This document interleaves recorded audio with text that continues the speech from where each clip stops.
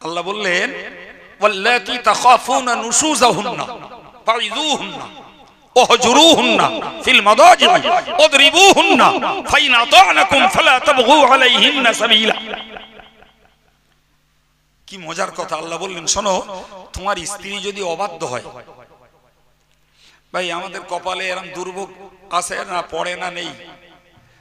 স্ত্রী অবাধ্য, স্বামীর কথা লেয় না, সে তার মতন চলে, স্ত্রীর বুড়ি আঙুলিতে দামও দেয় না, আছে না নাই? আবার দুনিয়ার ক্ষেত্রে দাম দেয়, ধর্মের ক্ষেত্রে দেয় না। নামাজ পড়তে বললি বলে না, পর্দা করতে বলে বলে না, কত বলি গাল দিস না তাও মুখ সামলায় না, আছে না নাই? আমার আল্লাহ বললেন ওয়াল্লাতী তাখাফুনা নুশুযাহুন্না, যদি তোমাদের স্ত্রী তোমরা ভয় পাও যে তারা অবাধ্য হবে, তাহলে তোমাদের জন্য কোরআনের অবজারভেশন, কোরআনের মন্তব্য, কোরআনের ফর্মুলা নাম্বার 1, ফাইযুহুন্না, তোমরা তোমাদের স্ত্রীদেরকে ওয়াচ করো। কথা বুঝে আসছে কিছু? ওয়াচ করতে বললেন। আমরা জানি ওয়াচ করে হুজুররা, মৌলানা সাহেবরা, ইমাম সাহেবরা। হ্যাঁ, আল্লাহ যে ওয়াচ করতে বলছে সবার। আপনি যে আগে থাকতে চিতে পড়বেন, হুজুর আমি তো আলেম না, আমি ইমাম না, আমি পীর সাহেব না, আমি কি করে ওয়াজ করব? আপনার ওয়াজ কালেকশনের জায়গা তো এই, আপনি ওয়াজ সংগ্রহ করছেন এখান থেকে, ওই ওয়াজটাই বাড়ি গিয়ে করুন। আল্লাহ যে বললেন ওয়াজ করো, এই ওয়াজ করো এই নির্দেশিত ব্যক্তি হলো প্রত্যেকটা স্বামী। আপনি আলেম না বেআলেম, আপনি বিএ না এমএ না, আপনি মাঠ পাস না, নিড়েন পাস না, জলকর পাস না, ভাটা পাস, ওসব কথা না। আপনি স্বামী, ডিউটি আপনার, আপনার ডিউটি কি করো? তাকে ওয়াজ করো। ওয়াজ মানে উপদেশের বাণী, ওয়াজ মানে কল্যাণের বাণী, ওয়াজ মানে মানুষের চরিত্র গঠনের বার্তা দাও। দিলেন, স্ত্রী নিল না, স্ত্রী নিল না। আমার আল্লাহর ফর্মুলা হলো ওয়াহজুরুহুন্না ফিল মাদাজি।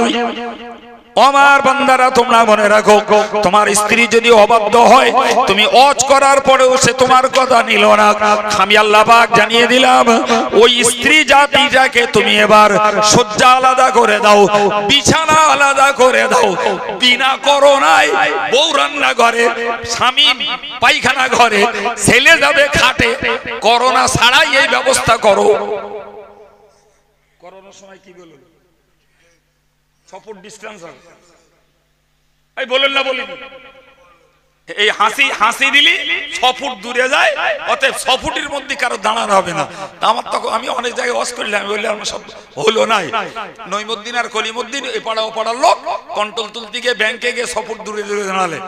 এখন করিমা, আব্দুল করিম, রহমান, খালেক, আমেনা, মরিয়ম সব বাপ ছেলে মেয়ে এক পরিবারের।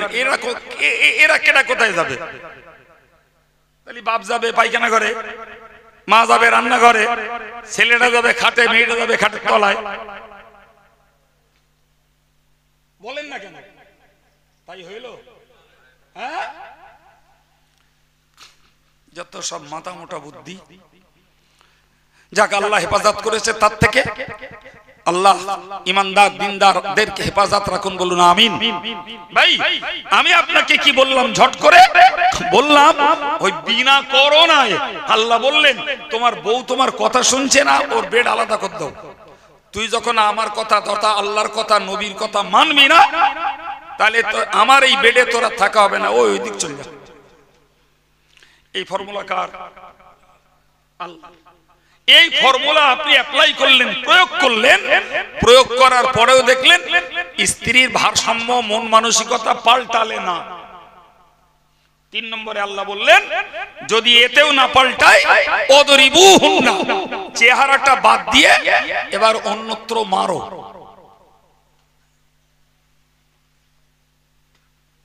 বলেন বলেন, আমার মায়েরা যারা আছে এরা যদি শোনে যে হুজুর যা লাইন করে দিচ্ছে তাতে আমার কি অবস্থা খারাপ, তার থেকে যদি বাবারা বাবারা বাবারা বাবারা বাবা, তাহলে আমাকে পিঠ ভেসে যেত। সুতরাং এ হুজুর রিটার্ন টিকিট, এ আর চলবে না। কোরআনের হক আদায় হবে। মারতে আমি বলেছি, চিল্লে বলুন আমি বলেছি। কে বলেছে? মেয়েগুলো বান্দি কার? তাহলে আল্লাহর বান্দিকে দিনের পথে ফেরানোর জন্য মারতে বলেছেন আল্লাহ। তাহলে মারলি আল্লাহর বান্দিদের গায়ে লাগবে, তা আমার গা তার থেকেও দরদ বেশি। সৃষ্টি আল্লাহর, দরদ আমার গা বেশি। কথা বলে না? আরে বাবা, অপরাধ করলে জাহান্নামে দেবে কে? জোরে বলে। জাহান্নামের আগুনে জ্বলবে আল্লাহর বান্দা বান্দি, তাতে দরদ আল্লাহর লাগবে না, আমাদের লাগবে বেশি।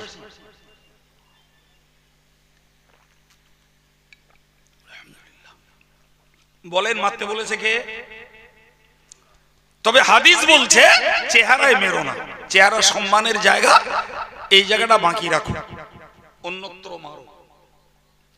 তিনটে অফার দেওয়ার পরে, এক অজ করো, দুই বেড আলাদা করে দাও, তিন প্রয়োজনে মারো। ফাইন আতানাকুম ফালা তাবগু আলাইহিন্না সাবিলা। খবরদার, যদি তোমার স্ত্রী অজ শুনে হেদায়েত হয়ে যায়, তোমার স্ত্রী সে যদি বেড আলাদা করে দিলে তার অবস্থার যদি পরিবর্তন হয়ে যায়, কিংবা স্বামীর কাছে একঘা মার খেয়ে যদি সে নামাজি পর্দানসীনা আল্লাহ ওয়ালি চরিত্রবতী যদি হয়ে যায়, সাবধান, ওই স্ত্রীর গায়ে তুমি আর কোনো অংশে হাত দিতে পারবে না, অধিকার নাই তোমার। তরকারিতে নুন হয়নি, হলদি বেশি হয়ে গেছে, ডাল কেন গলিনি, দুম করে এক কষিয়ে দিলুম, পাক্কা না জায়েজ, এ কাজ করা চলবে না।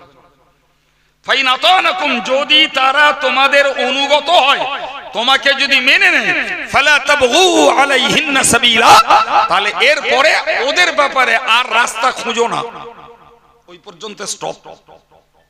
সুবহানাল্লাহ বলেন। এবার বলেন বাবা, শুধু কেটা করবে হুজুর? বলেন বলেন। তাহলে আলেমেরা নবীদের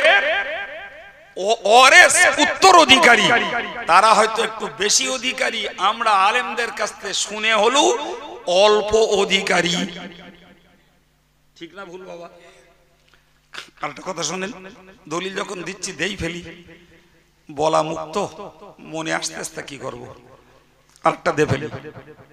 সম্মানিত ভাইরা আমার, প্যারে নবী সাল্লাল্লাহু আলাইহি ওয়াসাল্লাম তার মুখ নিঃসৃত বাণীতে জানিয়েছেন, ওগো উম্মতে মুসলিমা, তোমরা মনে রাখো, মুরু আওলাদাকুম বিসসালাত ওয়া হুম আবনাউ 7 সিনিন ওদরিবুহুম আলাইহা ওয়া হুম আবনাউ 10 সিনিন আও কামা ক্বালা আলাইহিস সালাতু ওয়াস সালাম। প্যারে নবী বলেন, ও পৃথিবীর অভিভাবকের দল, হে আব্বার দল, ওগো মায়ের দল, তোমরা মনে রেখে দাও, তোমাদের বাচ্চাগুলোর বয়স যখন 7 বছর হয়, ওই বাচ্চাগুলোকে তোমরা নামাজ পড়তে আদেশ করো। এখানটায় বলো মাও বাদ যাচ্ছে না, আগেরটা ছিল স্বামীর জন্য, এবারে বলো মা আর স্বামী স্ত্রী উভয় এ আওতার ভিতরে তোমরা তোমাদের বাচ্চাদেরকে নামাজ পড়তে আদেশ করো। ক বছর বয়সে? 7 বছর বয়সে। 7, 8, 9, 3 বছর মৌখিক আদেশ। আবার নবী বললেন, অদরিবুহুম আলাইহা ওয়া হুম আবনাউ 10 সিনিন। এরপরে যখন ওই বাচ্চাটি 10-এ পদার্পণ করে, 10 বছর বয়সে উপনীত হয়, 10 বছর বয়স হয়ে যায়, 10, 11, 12, 13, 14, 5 বছর ওই বাচ্চাটা নামাজ কাজা করলে তোমরা তাকে মারো। একইভাবে চেহারা বাদ দিয়ে দেহের অন্যত্র মারো। এর বিনিময়ে ওই বাচ্চাটি 15 বছর বয়সে পা রাখলে সাবালেগ সাবালিগা হয়ে যাবে। এক ওয়াক্ত নামাজ কাজা করলে পরে তাকে 2,88,00,000 বৎসর জাহান্নামে ভুগতে হবে।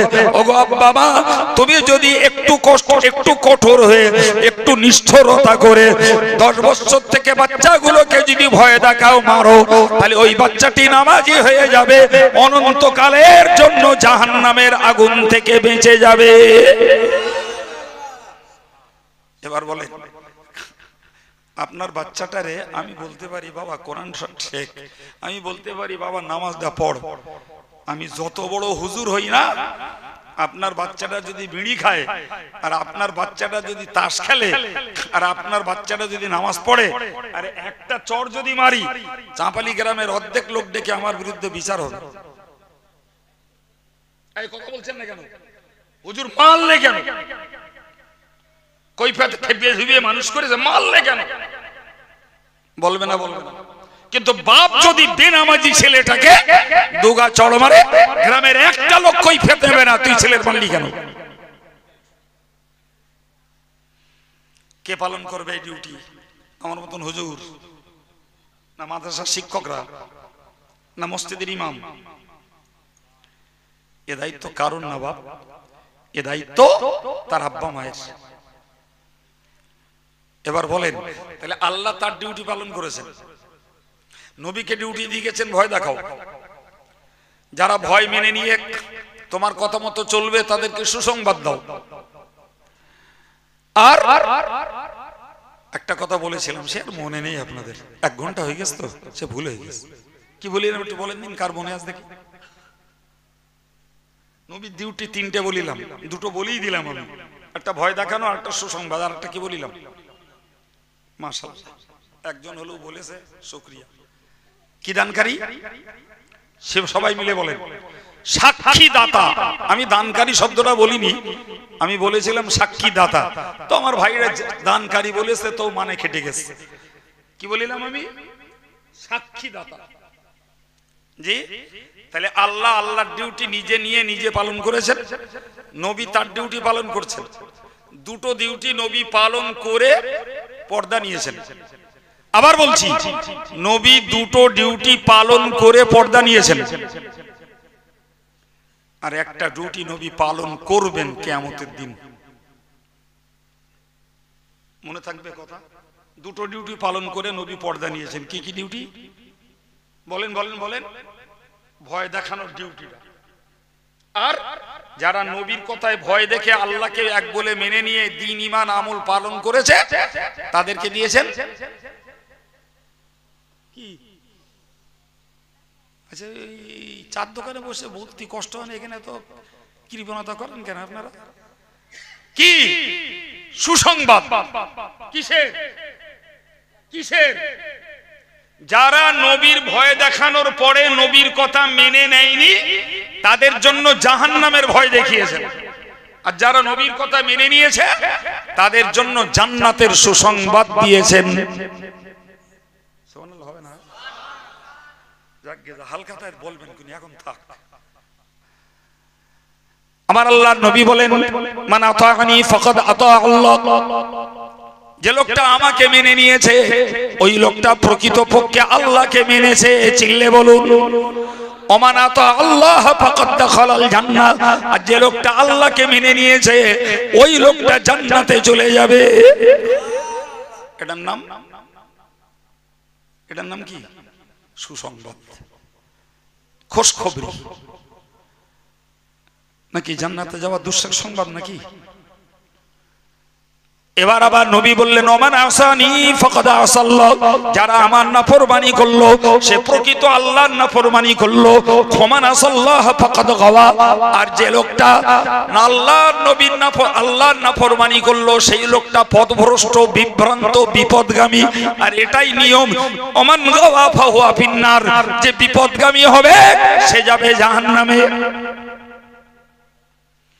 তাহলে এইটা হলো ভয়, আর আগেরটা হলো জোরে বলে মুখস্থ করে ফেলতে হবে। নবী জান্নাতের খবর দিলেন, ওটা সুসংবাদ। জাহান্নামের খবর দিলেন, ওটা দুঃসংবাদ।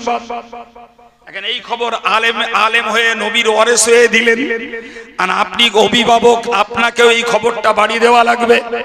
দেখ বাবা, নামাজ কালাম পড়িস তো আল্লাহ জান্নাতে যাবি, না পড়িস তো জাহান্নামে যাবি। ও বাবা, ও মা শোন, চরিত্র যদি ভালো রাখিস মা, পর্দার সঙ্গে চলিস, নামাজ কালাম পড়িস মারে, জান্নাতে যাবি।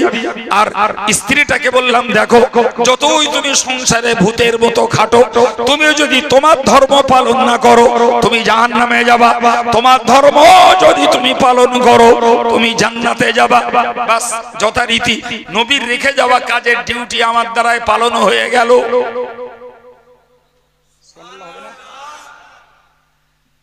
বাবু, আমি অজ বোঝাতে পারছি না, শুধু ঘাম ঝরাচ্ছি? ভাই, বাকি আছে একটা, সেটা হলো, এবার বলেন, একটু আগেই বলিস তো, একটু আগে বলিস একটা বাকি। কিয়ামতের দিনে হবে কি সেটা?